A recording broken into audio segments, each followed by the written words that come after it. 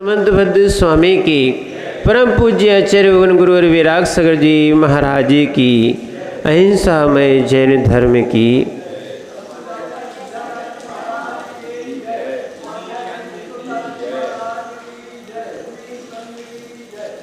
भो चेतनात्माओं, हम सभी भगवान पार्श्वनाथ स्वामी के चरणों में बैठे हुए हैं और भावना भाते हैं कि हे भगवान, हमारा भी उपादान निर्मल हो।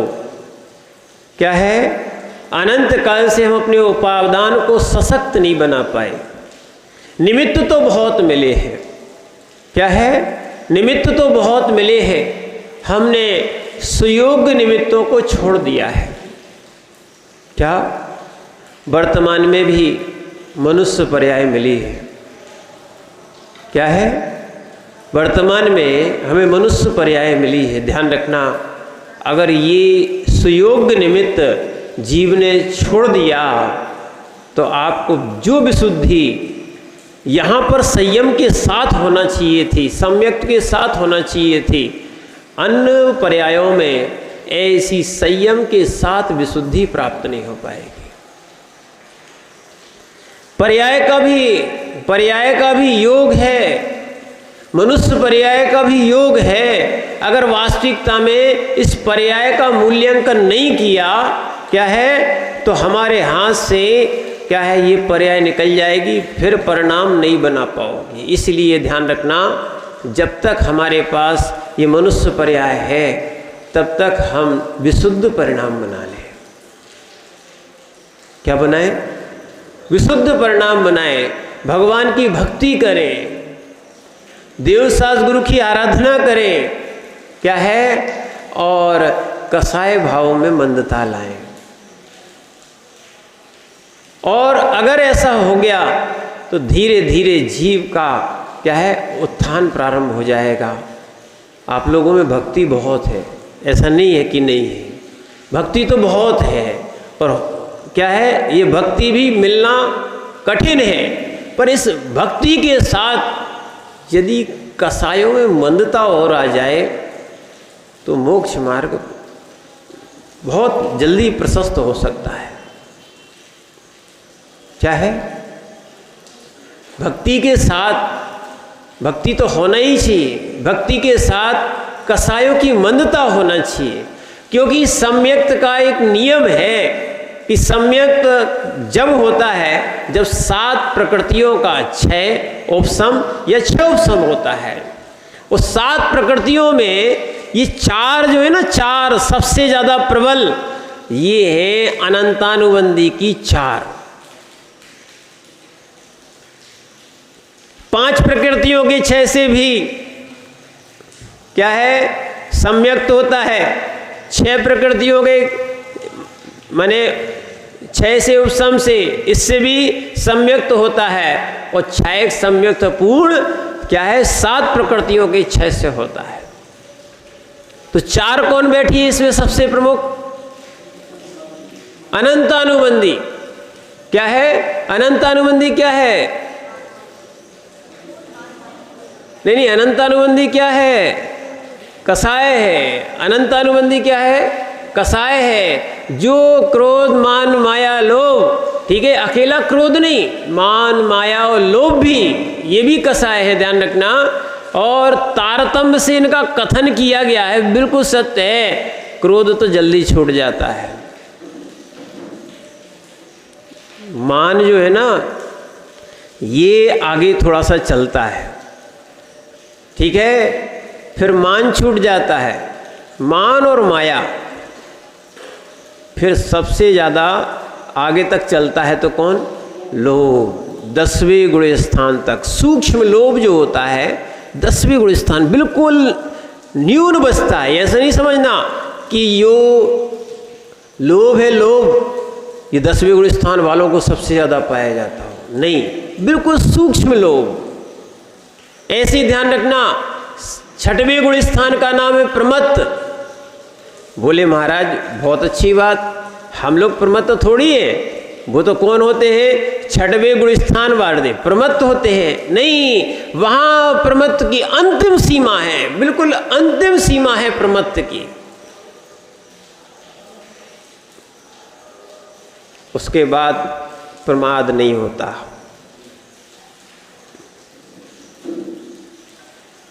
क्या है? और ध्यान रखना, प्रमाद से ही हिंसा होती है। क्या है सिंह जी? प्रमाद से हिंसा होती है, प्रमाद से हिंसा होती है। और यहां तक कि राग द्वेष से हिंसा होती है ना। प्रमत्त योगात् प्राण विप्रोपणम हिंसा, प्रमाद के योग से हिंसा होती है, उस हिंसा से बचना चाहिए। अकेले जीवों को हिंसा करने से हिंसा नहीं मानी जाती है, जीवों को मारना ही अकेला हिंसा नहीं मानी जाती है। अपने परिणामों में प्रमाद लाना क्या है? ये भी हिंसा है। और जो कल बात चल रही थी, ये प्रमाद कितने प्रकार का होता है ये बताओ? कितने प्रकार का होता है?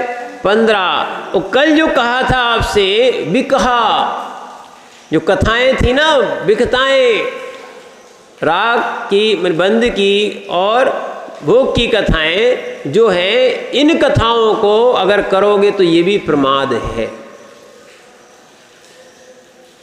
विकता तह कसाया। अभी आपको जीवकांड स्वाध्याय में पढ़ने मिलेगा, तब आप समझोगे जीवकांड में ये गाथा ही है। 15 प्रकार का प्रमाद होता है, उसमें विकता भी प्रमाद है। क्या है? 4 प्रकार की विकताएं होती हैं। हमें इस 4 प्रकार की विकताओं से बचना चाहिए। कौन कौन सी है मालूम है? फिर से, हाँ, राजकथा, चोर कथा, भोजन कथा और स्त्री कथा। स्त्रियों के लिए पुरुष कथा, ठीक है ना। ये 4 प्रकार की विकताएं होती हैं। राज की चर्चा करना, कौन हारा कौन जीता, क्या राज्य की जितनी व्यवस्थाएं हैं, ये वास्तविकता में आपको लगता है राज जो है वो धर्म नहीं है, आत्मधर्म नहीं है। अच्छे समझो आप बात को। राजा जो कर्ता कर रहा है, ये सब राग द्वेष की कथाएं हैं। क्या होती है इसमें? क्या होती है? राज समाज, राज समाज सुख का कारण है ना जी सिंह जी? क्या है? सुख का कारण है कि दुख का कारण है? फिर से बोलो, क्या है? नहीं, जो पद बोला है, जिनको अपने बेरी बढ़ाना हो वो राजा बन जाए। राज समाज महादुख कारण बैर बरावन हारा। यानी राज का जो अपन राज कथा की बात कर रहे हैं, ये राज कथा में जो है राग द्वेष बढ़ता है। और राग द्वेष से ध्यान रखना, इस राज कथा करने से, राग द्वेष करने से संसार बढ़ता है। आज हम बहुत सारा समय इसी पेपरों में निकालते हैं। क्या है? इसीलिए ध्यान रखना, बहुत अच्छे से समझो इस बात को। क्या है? इसीलिए इस राज कथा से, हार जीत से ध्यान रखना, जो हर्ष विषाद आता है, ये तो सब वास्तविकता में अज्ञानता है कि हमने किसी को शत्रु मान लिया, किसी को मित्र मान लिया। समझ रहे ना आप बात को? क्या मान लिया? किसी को शत्रु मान लिया, किसी को मित्र मान लिया। आज का विषय थोड़ा सा भिन्न है। आज को ये बताना है कि आपका शत्रु कौन है और मित्र कौन है, या कहें कि हमारा शत्रु कौन है और हमारा मित्र कौन है। क्या है? हमारा शत्रु कौन है और हमारा मित्र कौन है। कभी आपने समझा? ये रत्नखंड श्रावकाचार्य में आया है।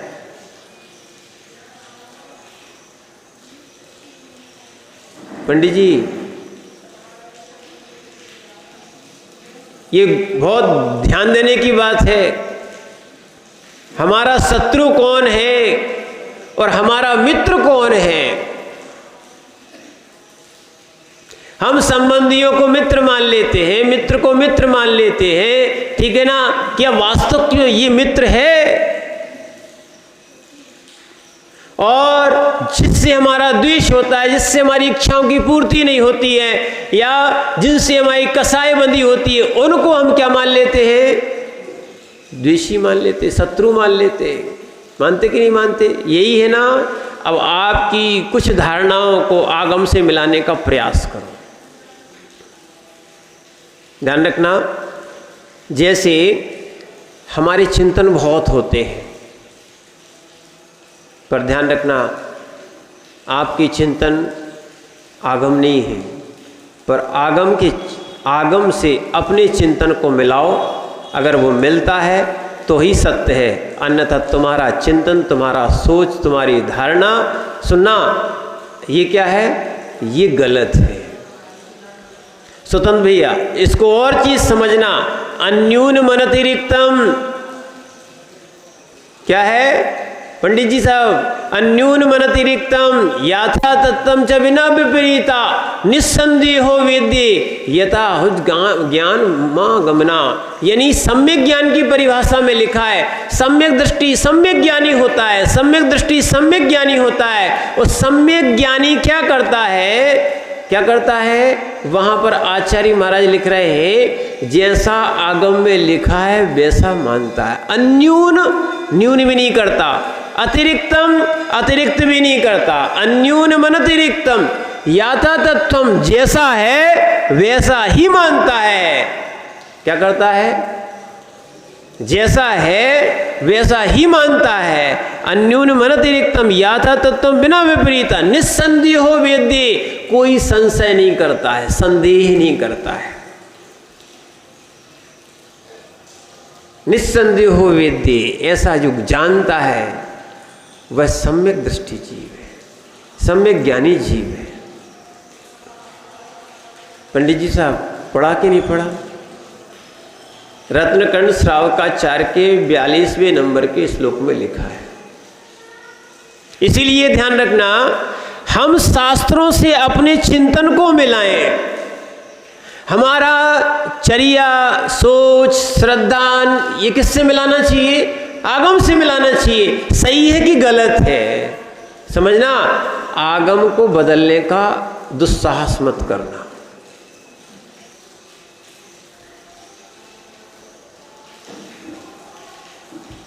क्या करना? अपने आप को बदलने का प्रयास करना। ध्यान रखना, जो आगम लिखा गया है वो प्रत्यक्ष ज्ञानियों के द्वारा कहा हुआ लिखा गया है। हमारा ज्ञान, वर्तमान का ज्ञान, हमारा ज्ञान, वर्तमान का ज्ञान क्षयमिक है अभी। और ध्यान रखना, अभी तो छायक है ही नहीं, प्रत्यक्ष है ही नहीं, हम सब परोक्ष में हैं। क्या है? हम परोक्ष ज्ञानी हैं। फिर हम आगम को जानते ही नहीं हैं, हम प्रत्यक्ष को जानते नहीं, तो बदलने की सामर्थ्य कैसे रखते हैं?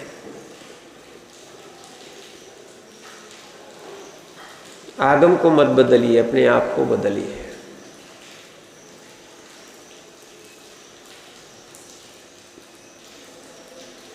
आगम को मत बदलिए, अपने आप को बदलिए। हम अपने आप को बदलने के लिए यहाँ आते हैं। मिथ्यात्व को बदलिए, सम्यक ज्ञान को नहीं बदलिए। अगर ऋण सारा पढ़ोगे उसमें भी आया है कि मिथ्या दृष्टि जीव स्वच्छंद बोलता है, जो मन में आता है, जो चिंतन में आता है वो बोलता है। ठीक है ना?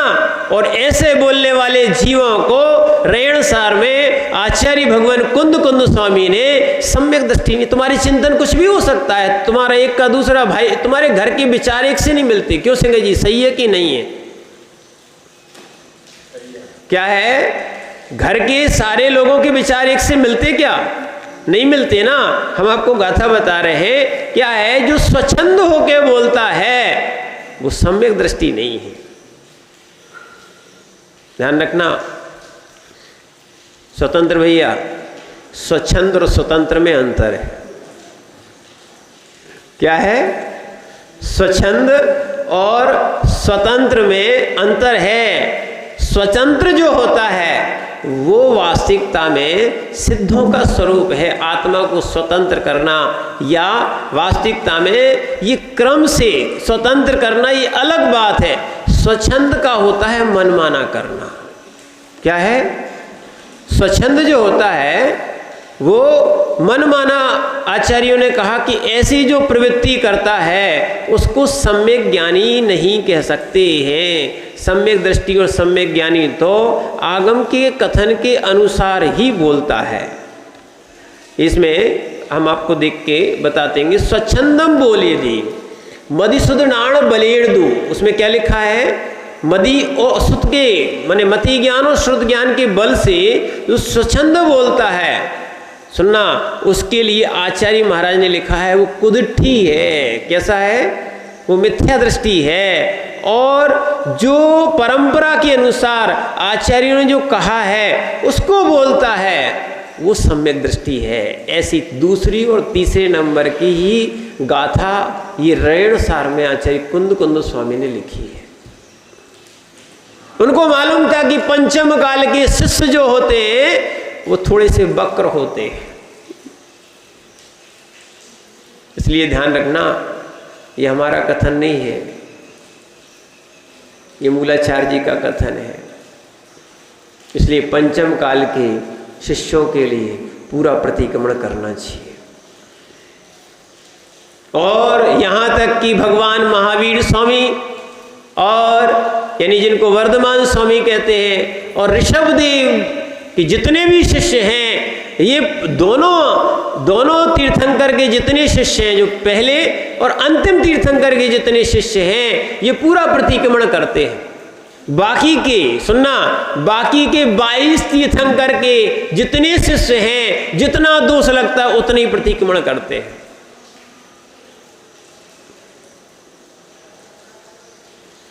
प्रश्न किया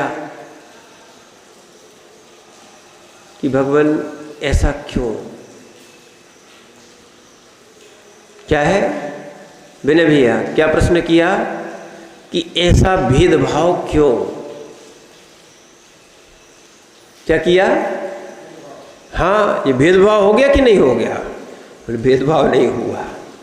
बोले जो ऋषभदेव के शिष्य थे बहुत अति सरल थे। कैसे थे? अति सरल थे। अति सरलता में भी क्या करने योग्य है, क्या नहीं करने योग्य है, ये इस कारण से उनको दोष लग जाते थे। ठीक है ना? बोले बहुत अच्छा है, आपने इस बात का तो समाधान दे दिया, पर जो अंतिम तीर्थंकर भगवान वर्धमान स्वामी जो वर्तमान के हैं, इनको पूरा प्रतिक्रमण क्यों कहा? बोले ये अति कुटिल जीव है थे। कैसे होते हैं ये? अति कुटिल जीव होते हैं, इसलिए इनको पूरा ही प्रतिक्रमण करना चाहिए। कैसे है?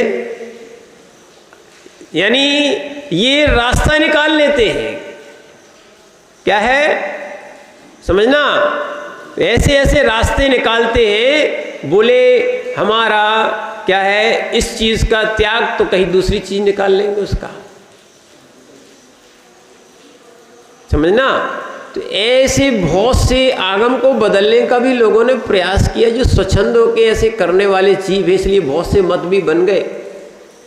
क्या है? इसीलिए ध्यान रखना, जिन आगम में बदलने का प्रयास करना चाहिए अपने आप को, जिन आगम को नहीं। किसको? इसलिए हम लोगों को प्रमाण दोगे, हम उस चीज को स्वीकार करेंगे।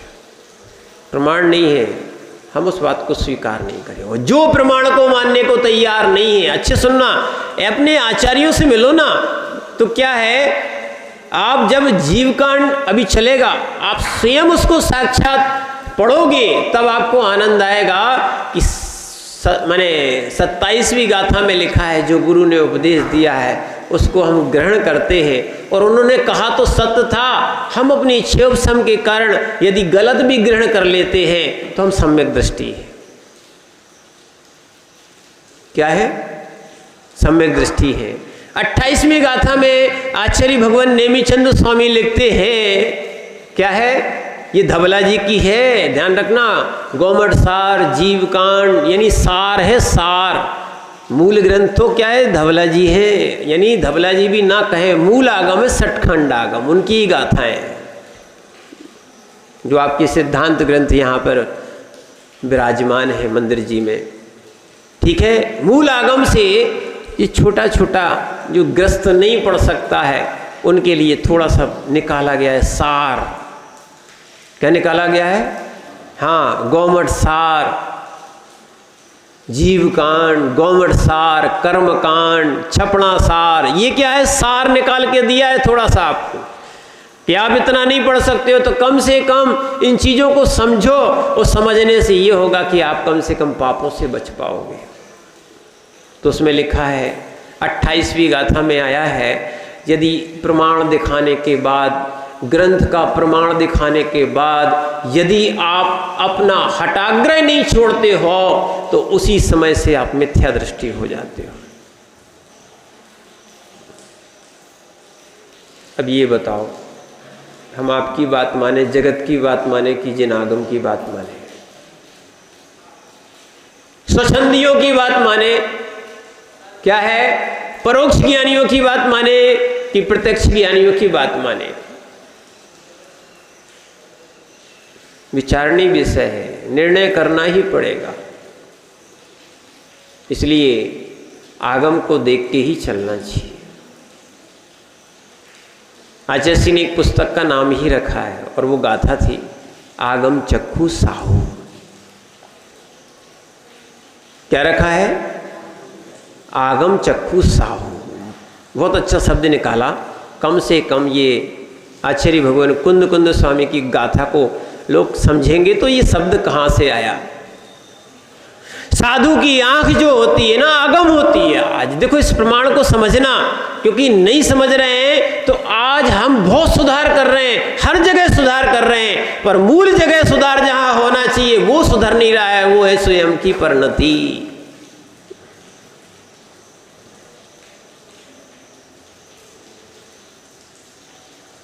जब तक स्वयं की परिणति नहीं सुधरेगी तब तक आपका पूरा पुरुषार्थ, ध्यान रखना, शून्य रहेगा। हम लोग भी मुनिचर्या का पालन कर रहे हैं अपने परिणामों को सुधारने के लिए। किसके लिए?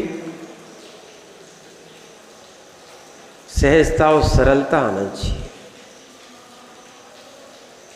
भेद विज्ञान जागृत होना चाहिए। क्या है? वस्तु का यथार्थ स्वरूप का निर्णय होना चाहिए। क्या है? विषय कसाय दिखना चाहिए कि ये कैसे हैं। यही जीव का सम्यक्ता आदि का घात कराते हैं। अच्छे से समझना, यही प्रमत्त में ले जाते हैं। लोग समझते ये हैं कि हम कसाय कर रहे हैं तो बहुत आनंद की बात है। कसाय कर रहे हो भैया, सबसे बड़ी बात तुम प्रमाद में पहुंच रहे हो, हिंसक हो। आपसे अभी यही कह रहे हैं कि प्रारंभिक की भूमिकाओं के जो ग्रंथ हैं, श्रावकाचार हैं, उनको पढ़ो, और आगे मूलाचार आदि भी ग्रंथ हैं जो पढ़ने योग्य हैं। चारों अनुयोग को पढ़ने योग्य हैं। इसी पर्याय में ही तो पढ़ पाओगे, अन्य पर्यायों में कहाँ पढ़ पाओगे आप। क्या है? करो आप। तो इसीलिए पुरुषार्थ सिद्धि उपाय में लिखा है कि अगर आप अशुभ परिणाम बनाते हो तो आप स्वयं के भावों को अशुभ में ले जाते हो। इसलिए आप घातक हो, हिंसक हो।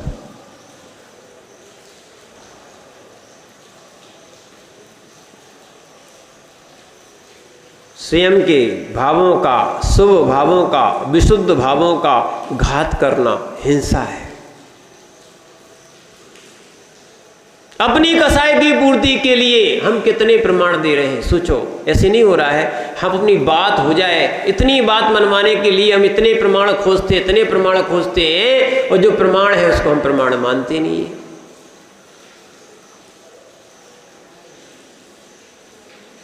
इसलिए ध्यान रखना, हम अपने कथन को आगम से मिलाने का प्रयास करें। जैसे आप लोगों ने पढ़ाई तो की थोड़ी बहुत, गणित का सवाल किया,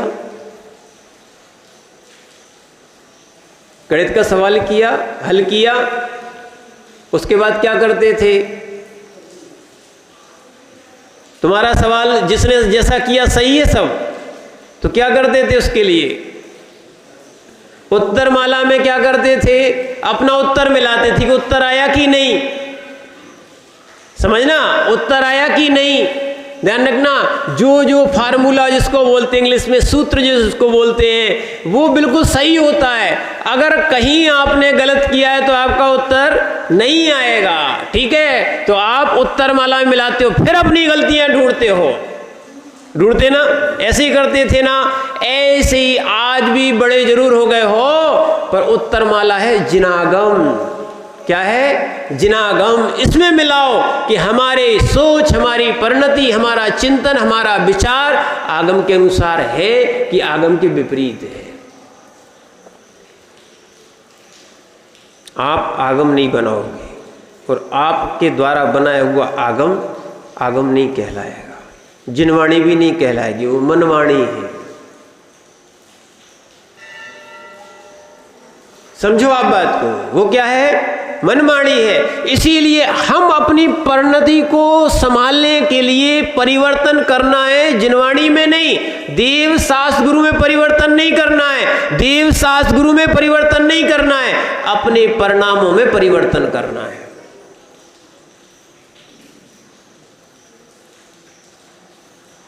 किसमें? हमने क्या कर लिया? हम जैसे हैं सो वैसे ही रहेंगे। क्यों से गई जी? ऐसे नहीं है। कहाँ करना परिवर्तन? जब तक परिणाम नहीं सुधारोगे। हम आपसे अच्छे से कह रहे हैं, पर्याय कितनी अच्छी बना लो, खूब नहा धो के और श्रृंगार करके भी आ जाओ। क्या है? बहुत सुंदर कपड़े भी पहन लो, अगर परिणाम नहीं सुधरे, तुम्हारा बाह्य रंग की शुद्धता नहीं कहलाएगी। हम लोग तो स्नान ही नहीं करते।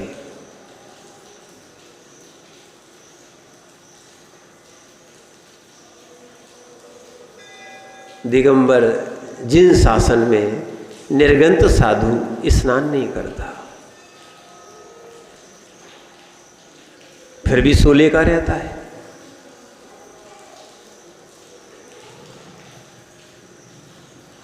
फिर भी क्या है? सोले का रहता है। सोचने की बात है। क्या है? आप नहा धो के थोड़ा सा आप अशुद्ध वस्त्रों से अगर आप छिल जाते हो तो क्या है? अशुद्ध हो जाते हो।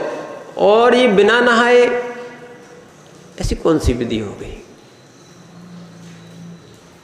अंतरंग शुद्धि है, मंत्र शुद्धि है, भाव शुद्धि है, पर तुम्हारे साथ नहीं है। ये मात्र निर्गंथों के साथ है। ग्रस्थों को तो स्नान बहिरंग शुद्धि के लिए करना ही पड़ेगा। समझ रहे ना? इसीलिए आज अपन को समझना है, इति रत्नकर्ण श्रावकाचार में मित्र कौन है और शत्रु कौन है। मूल विषय पे अपन आएंगे, चिंता नहीं करो, ये भी आवश्यक है। क्या है? मित्र कौन है और शत्रु कौन है। समझना, कर्म की कितनी प्रकृतियां होती हैं? कितनी? उत्तर प्रकृतियां कितनी होती हैं?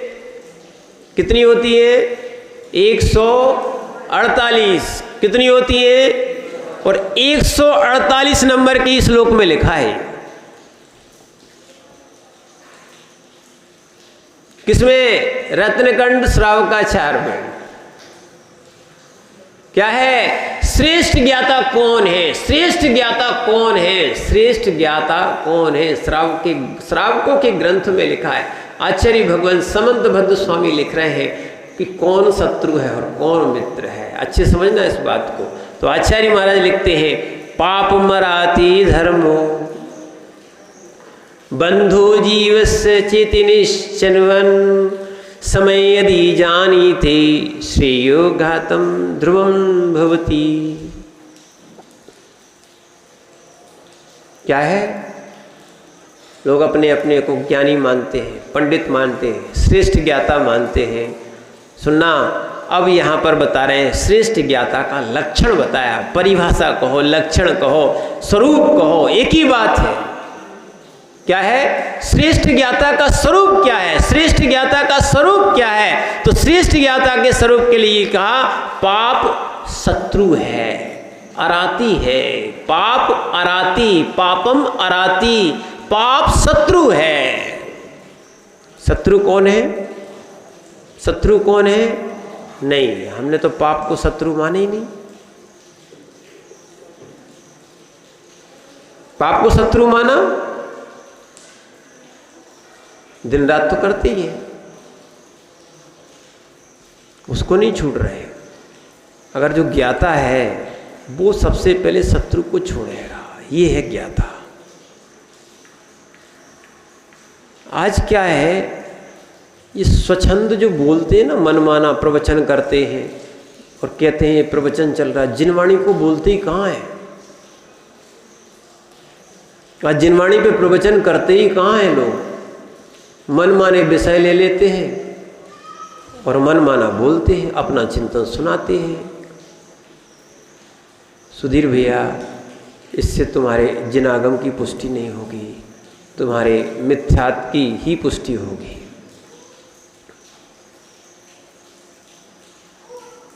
कभी जीवन में समझा आपने, माना कि पाप हमारा शत्रु है? सचिन भैया, माना पाप हमारा शत्रु है? माना? समझो आप बात को, पाप हमारा शत्रु है कभी माना? नहीं माना। और व्रत प्रतिमा संयम की बात करें तो लेना नहीं है, और सबसे बड़े ज्ञानी हम बने हैं।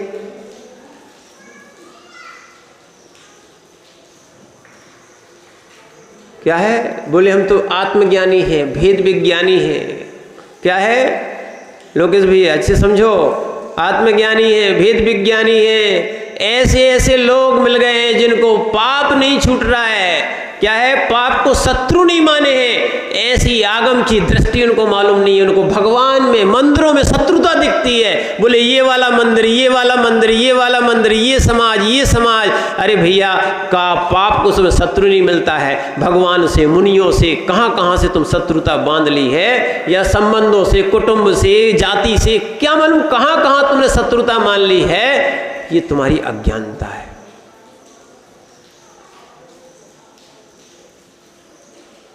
वेदियों से बांध ली, शास्त्रों से मान ली।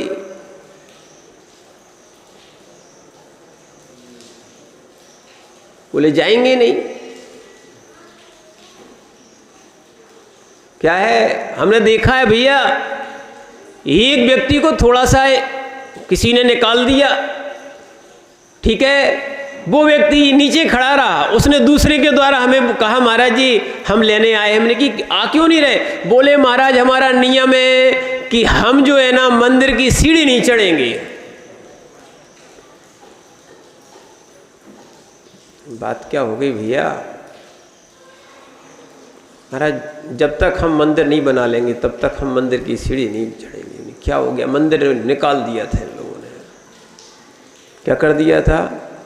अरे भैया हमारे साथ हुआ है, हमने ये सत्य घटना है, सत्य घटना।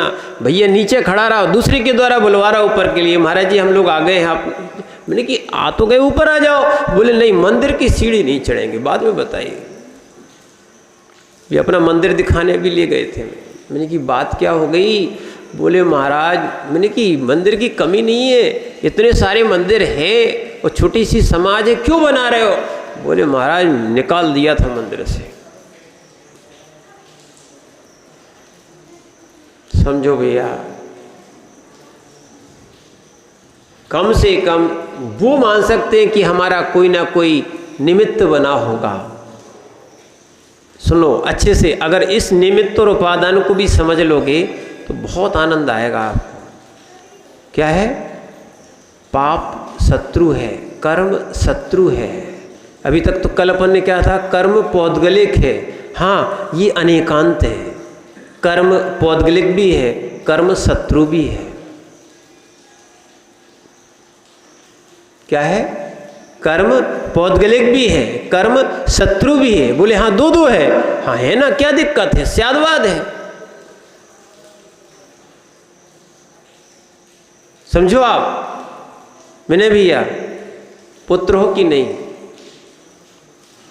पिता हो कि नहीं, पति हो कि नहीं, भाई हो कि नहीं, ये इतने सारे कैसे हो? ऐसे ध्यान रखना, ये अनेकांत है। एक ही वस्तु में, एक ही वस्तु में, ध्यान रखना, एक ही वस्तु में। और अब अच्छे समझ लो, जिसने नए दृष्टि नहीं समझी वो दिक्कत में आ जाएगा। क्या है? बिल्कुल दिक्कत में आ जाएगा। अगर किसी ने, देखो अब आप नए दृष्टि नहीं लगाओ, किसी ने क्या है माना कि इनके पुत्र ने समझ लिया कि ये मेरा पुत्र है, क्या गलत हो गया? जिसकी अपेक्षा जैसी है वैसी ही लगना चाहिए। क्या है? ठीक है ना?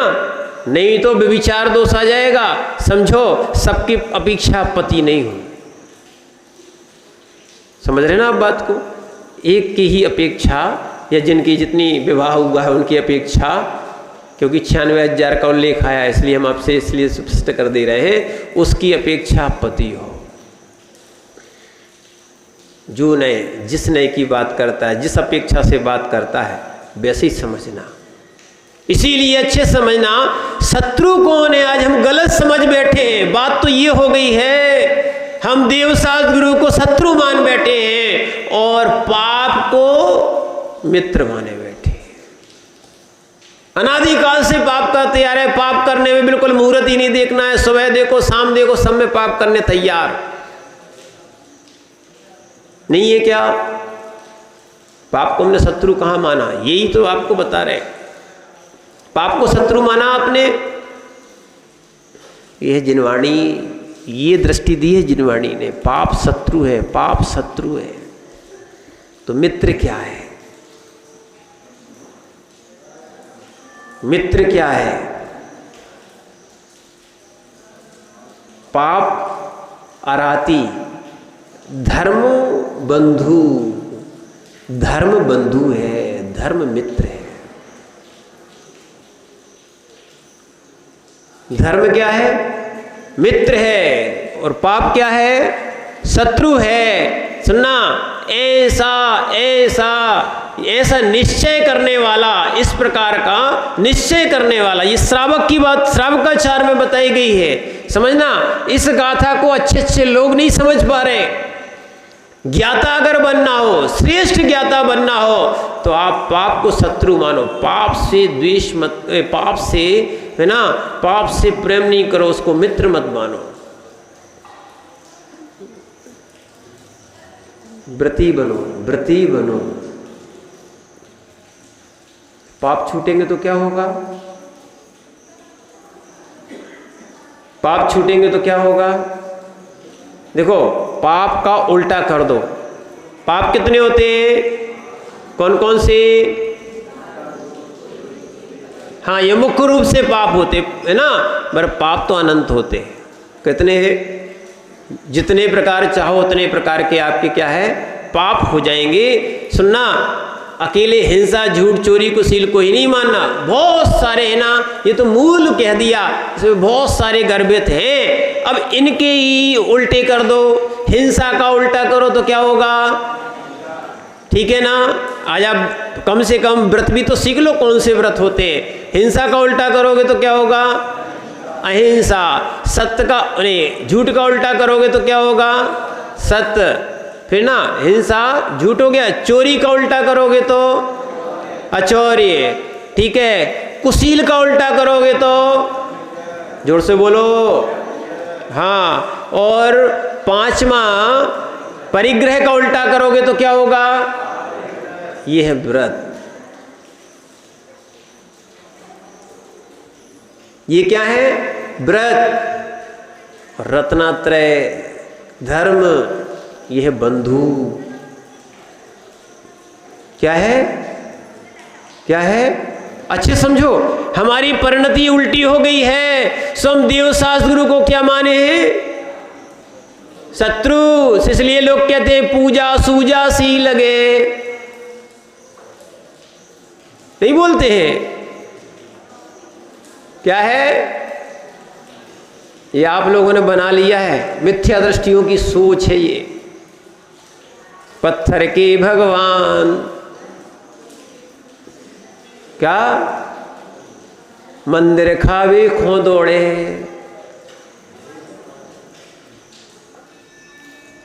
ऐसे है कि नहीं है? ये सब मिथ्या दृष्टियों की सोच है। क्या है? लोग कहते हैं प्राणलित भगवान।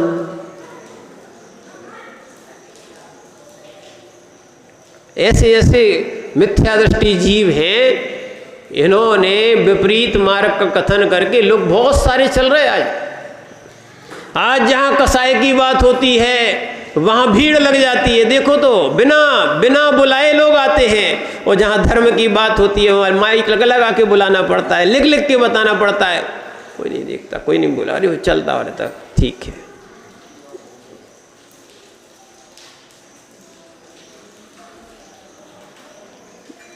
समझ में आ रहा कि नहीं आ रहा? अब आपको ये समझना है आप ज्ञाता किसके हो। श्रेष्ठ ज्ञाता हो क्या? सिंह जी घबराना नहीं, अगर तुम्हें सेवा करने के लिए का मौका मिल रहा है, ठीक है, देना सबको चाहिए। नहीं मिल रहा हो, अगर स्वयं को मिल रहा हो, सुनना, अगर स्वयं को मिल रहा हो तो सोचना चाहिए हमारा बहुत तीव्र पुण्य का उदय है जो हम देव शास्त्र गुरु के चरणों में जाते। देखो विनय भैया को, विनय भैया को देख लो, जहाँ भी महाराज मिलेंगे, किसी भी संघ के मिले, किसी भी माता जी मिलेंगी, लेने भी पहुँच जाएंगे और भी नहीं देखेंगे कि भैया हमारे साथ 100 लोग चले। हाँ, बता सबको देते हैं, नहीं पहुँचे तो अपना धर्म देखना चाहिए। समझो आप बात को, क्या है? ये जिस दिन ये दृष्टि आ गई ना, उस दिन धर्म आ जाएगा। कम से कम श्रावक का धर्म तो कर लो। हम मुनियों का धर्म देखने पहुंच जाते हैं। क्या है? एक बात मानना पड़ेगी अपन को कि हमें अपने कम से कम श्रावक के धर्म का पालन करना है। तो अगर हमने ये नहीं देखा, देखना कल एक दून माजी को देख लो, बूढ़ी बूढ़ी है, सुनना, उन पे उठते बैठते नहीं बनता, समझना, और वो चौका लगा रहे। और अच्छे अच्छे बड़े बड़े लोग, सुनना, इनके बड़े बड़े घर किस काम के? क्या है? जो अतिथियों के हाथ में, निर्गंथों के हाथ में 2 ग्रास नहीं रख पाते हैं। ये सबसे बड़े अमीर लोग नहीं है, सबसे बड़े दरिद्री लोग हैं।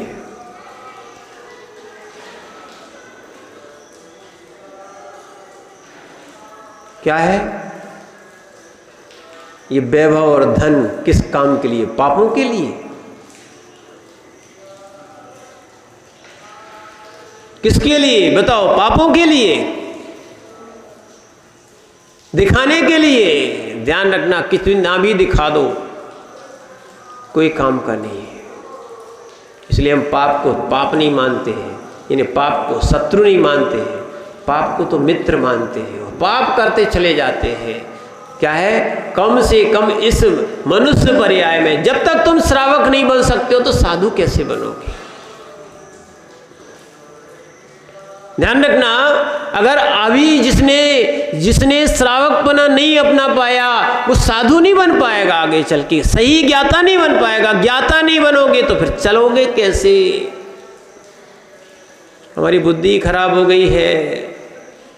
हमें भेद विज्ञान करना चाहिए था। क्या करना चाहिए था? वास्तविकता में भेद विज्ञान करना चाहिए था, अपने व्रतों का पालन करना चाहिए था। सब भेदभाव में पड़ गए हैं, भेद विज्ञान को एक पटरिया में बांध के छोड़ दिया है। रखिए पुस्तकों में भेद विज्ञान। ये हो रहा हमारा धर्म।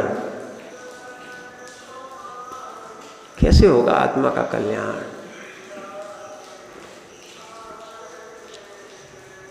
परिणति सुधारो, परिणाम सुधारो, परिणति सुधारो, परिणाम सुधारो। देखो भैया, मूल चीज सुधरी नहीं है।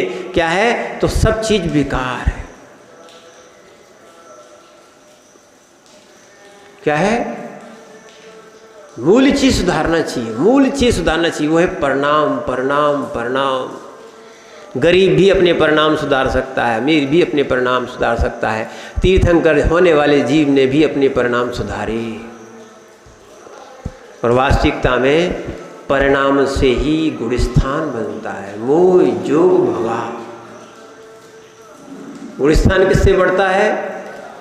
परिणामों से बनता है। जितनी विशुद्धि है, जितनी विशुद्धि है, जितनी कसाय की मंदता है, अच्छी बात समझना इस बात को, जिनको भी ऊपर के गुणस्थान प्राप्त होते हैं ये कसाय की मंदता से प्राप्त होते हैं। पंडित जी बराबर सही है कि नहीं?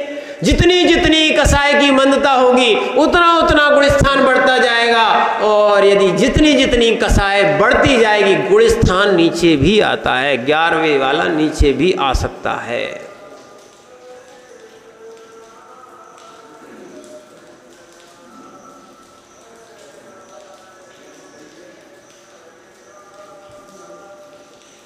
समझो आप बात को।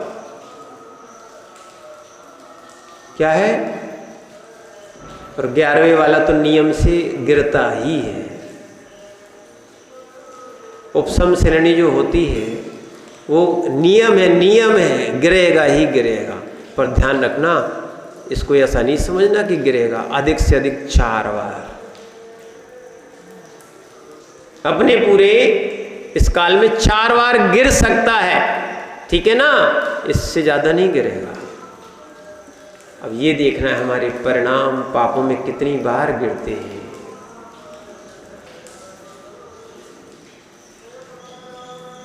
हमें विषय कसायों में, इन 5 पापों में नहीं गिरना चाहिए। आपने अपने परिणामों को गिरने से बचा लिया, सबसे बड़ा स्थितिकरण कर लिया।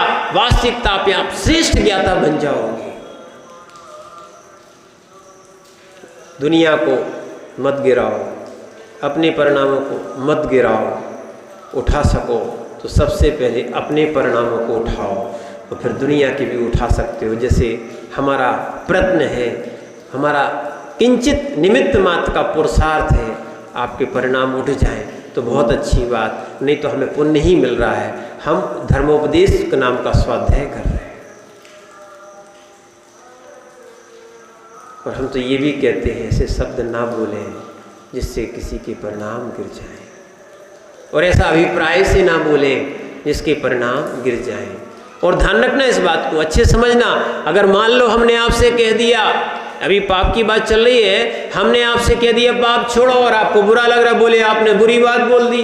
अब क्या कर सकते हैं? आपको ये बुरी लग रही तो ये बुरी नहीं है, पर करें क्या? आपको बुरी लग रही है। हमारा बुरा लगने का अभिप्राय नहीं था, हमारा था पापों से बचाने का। जो शत्रु है आप उसको मित्र माने हैं, जो मित्र है, बंधु है, आपको तारने वाला है, उसको आप शत्रु माने हो। अच्छे से समझना, जो आपके संबंधी अतिथि हैं, अच्छे से बता रहे हैं आपको लोकेश भैया, संबंधी है कि नहीं है? अगर वो आपके नगर में आते तो आप क्या करते हो? क्या करते? स्वागत करते। लेने जाते कि नहीं? लेने जाते कि नहीं? अभी बहुत बड़ी कमी बता रहे हैं आपको हम, मात्र लोकेश भैया को नहीं मान के चलना, ठीक है ना? सभी की बता रहे हैं कि ये बहुत बड़ी कमी है। हम अतिथि को लेने जाते कि नहीं, छोड़ने जाते कि नहीं? कौन कि अपने को छोड़ने जाते और अपने को लेने जाते। कभी निर्गंत अतिथियों को लेने और छोड़ने कहाँ जाते?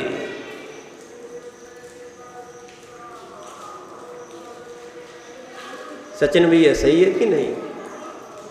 हमें कहाँ है ऐसी ललक कि हम कभी दूसरे गांव तक लेने पहुंच जाएं।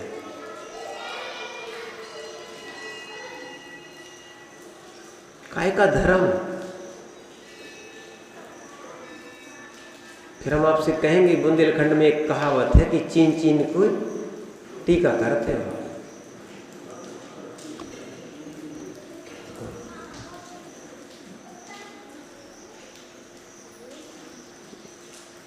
जैसा दामाद वैसा टीका।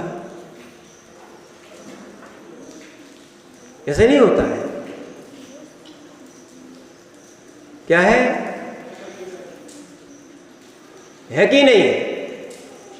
अरे जब व्यवहार लौटाया जाता है, व्यवहार दिया जाता है, तो क्या चेहरा देख देख के दिया जाता है। ध्यान रखना, ये तुम्हारा व्यवहार है, ये तुम्हारा व्यवहार हो सकता है, पर वास्तविकता में ये मोक्ष मार्ग नहीं है।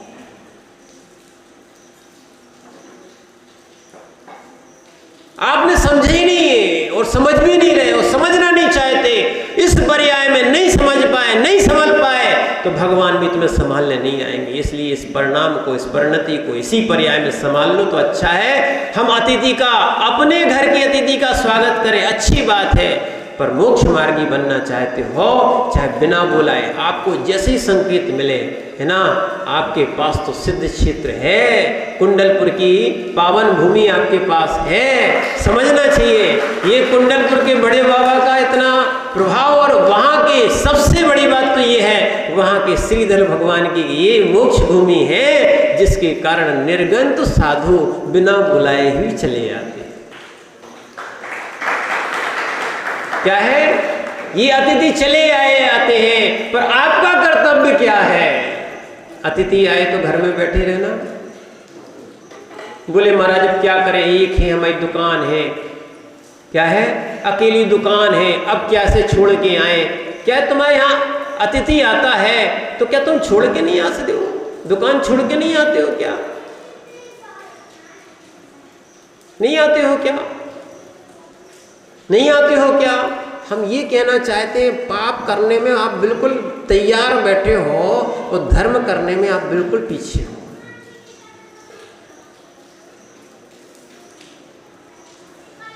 पाप के लिए आपको रात्रि में भी समय है। कितने समय? अब रात में बुलाएंगे तो रात में तैयार हो, आप सुबह बुलाएंगे तो सुबह आप तैयार हो, ध्यान रखना। पर आपको यदि अतिथि जबकि रात में नहीं आते, निर्गंत साधु रात में नहीं चलते, है ना, दिन में ही आते, दिन में ही आते। और ध्यान रखना, बोले सीजन चलता है, सीजनों में शादी चल रही कि नहीं? सीजनों में शादी चल रही कि नहीं? क्या है? और सीजनों में शादी हो जाते कि नहीं?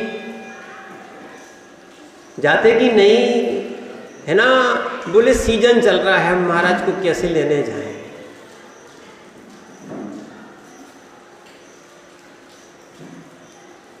अब समझ लेना, तुम्हारी दृष्टि जैसी होगी, हमें कोई दिक्कत थोड़ी है, चाहे 2 आए, चाहे 4 आए, चाहे अकेले, अपने आप अकेले आए हो और अकेले ही जाना है, वो नियम है। एक को कर दी कम, हम अपन समझ गए हैं। एक को भुंजदि दी संसारे, एक को जायदि मरदी तस् फलम भुंजदि एक को। ठीक है ना, अपन तो समझ ही गए हैं, पर फिर भी अपना कर्तव्य वास्तविकता में अपन को समझना चाहिए और बताना भी चाहिए।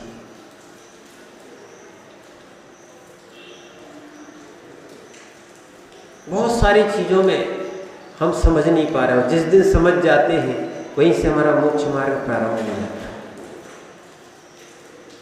सेवा करो, भार मान के नहीं, उपहार मान के।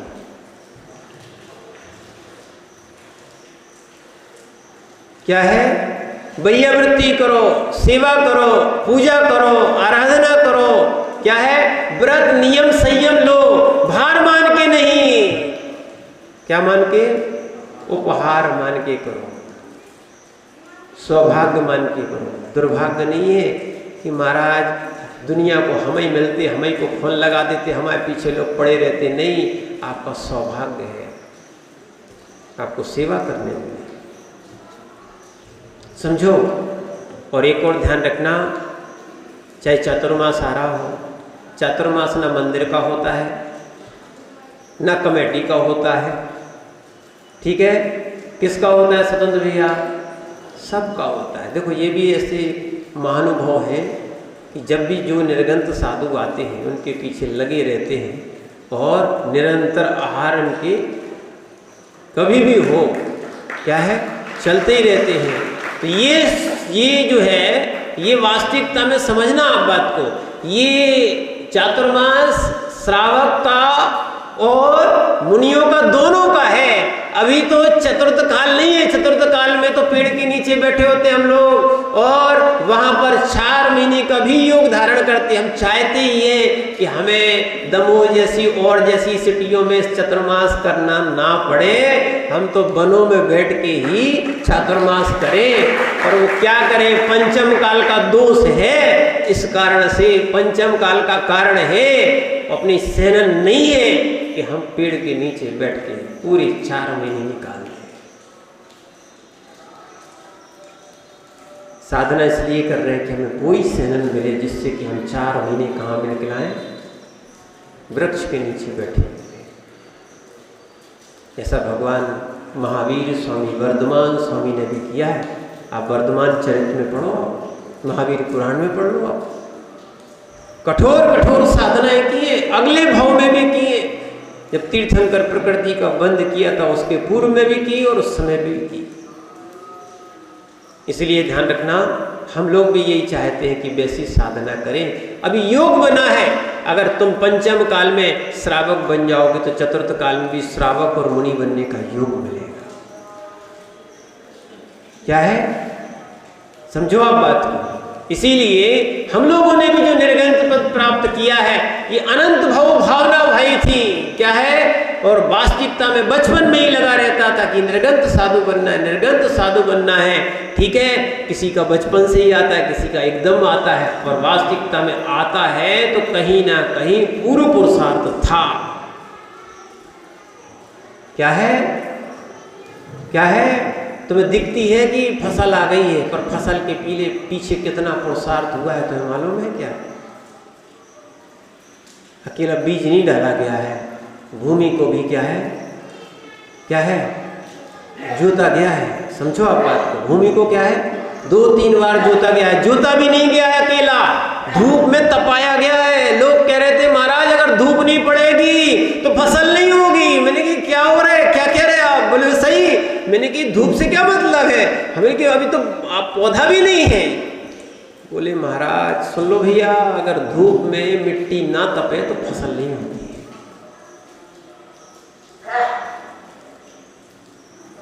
नहीं मालूम होगा आपको? आप तो क्या है, रोटी बनाने से मतलब है आपको, तो और कोई से मतलब ही नहीं। क्या है, बोले गर्मी पड़ रही, गर्मी, ये गर्मी ना पड़े सुनील भैया, हो जाएगी फसल, हो जाएगी नहीं होगी। तपती है भूमि, क्या है तपती है, उसके बाद फिर उसमें बीज और खाद डाला जाता है, पानी डाला जाता है, उसके बाद आती है फसल। ऐसी जो निर्गंथों की वर्तमान में फसल देख रहे हो, या अपने पुण्य की फसल जो जिन धर्म में फसल देख रहे हो, ये पूर्व का पुरुषार्थ है। ठीक है ना? अब इसको व्यर्थ में मत डालो, ध्यान रखना। बीज राग फल भोज भोग में। अब आगे ये बात समझ में आपको क्या है, वैराग्य भावना पढ़ो, बीज रखने के बाद फिर भोगना चाहिए। श्रावकों को बता रहे हैं, ठीक है ना? ऐसे नहीं कि भोगने ही भोगने मिली है। किसने किसके लिए मिली है? मनुष्य पर आए भोगने ही भोगने मिली है नहीं। इसलिए पाप को समझो, श्रेष्ठ ज्ञाता बनो, क्या है, धर्म को मित्र मानो। ये चातुर्मास अगर हो रहा है तो इसमें योग है साधु और श्रावक का। क्या है, साधु और श्रावक का। तो साधु उपदेश देगा, जिनने नहीं समझा है धर्म क्या है, क्या है अधर्म, क्या है शत्रु, क्या है मित्र, क्या है। अभी तक तो हम जगत को शत्रु मानते आए थे, आज थोड़ा समझ लेना, थोड़ी सी अब ये गांठ बांधना, याद रखना, पाप शत्रु है। ठीक है ना? क्या है पाप? मित्र कौन है? मित्र कौन है? धर्म। धर्म मित्र क्या है? धर्म है। इसको हम साथ लेके चलेंगे तो श्रेष्ठ ज्ञाता भी बनेंगे और वास्तविकता में हम अपने कर्मों को क्षय करने का पुरुषार्थ भी करेंगे। इसलिए हम कर्मों के क्षय के पुरुषार्थ के साथ इस मनुष्य पर्याय को सफल बनाएं। ओम नमः सिद्धि।